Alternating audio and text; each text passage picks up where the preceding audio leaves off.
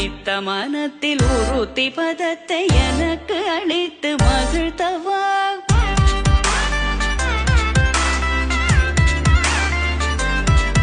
ஒரு தனித்த வனத்தில் அனைத்தும் எனக்கு உணர்ச்சி கொடுத்து முகிழ்த்தவா.